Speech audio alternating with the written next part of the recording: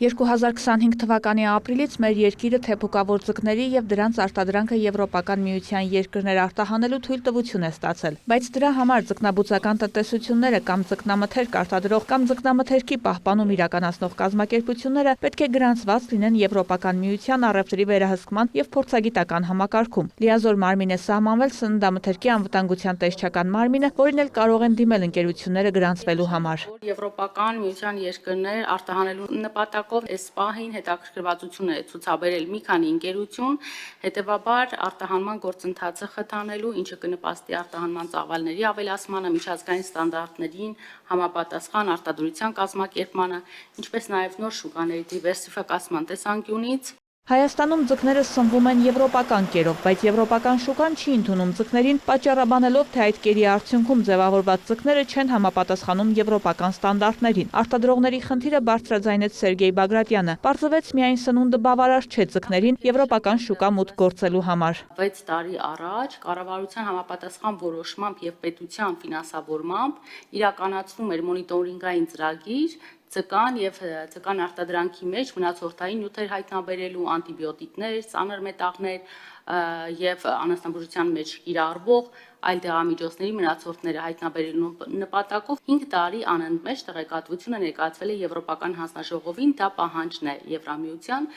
որից հետո նոր պաշտոնապես 25 թվականին թույլատրվել է։ Պաստորեն բացի եվրոպական ստանդարտի կերից մեր ձկները պետք է նաև եվրոպական միջավայրում ապրեն, եվրոպական մշակույթից։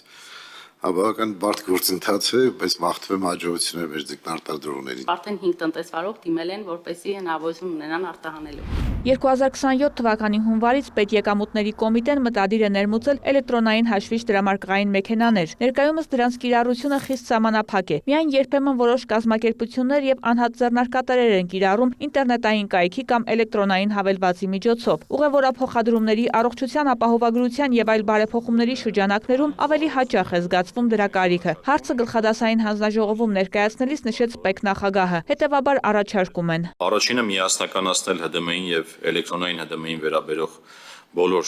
այն բոլոր դրույթները, որոնք հնարավոր է լինելու կիրառել երկու գործիքների դեպքում, մասնավորապես առաջարկվում է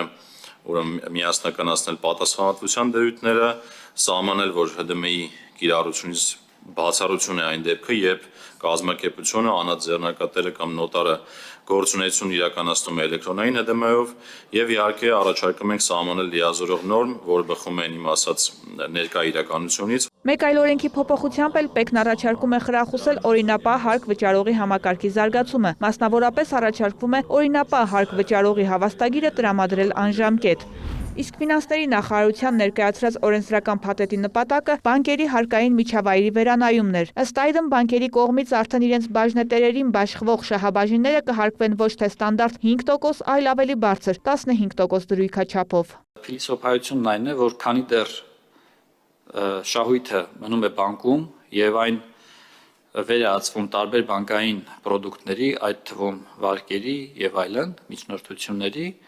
ապա կառավարությունը հավակնություն չունի լրացուցիչ բեռ սահմանել բանկերի համար, բայց երբ որ այդ շահույթը, այդ կապիտալը դուրս է բերվում բանկային համակարգից, այս փուլում պետությունն առաջարկում է, կառավարությունն առաջարկում է, որպեսզի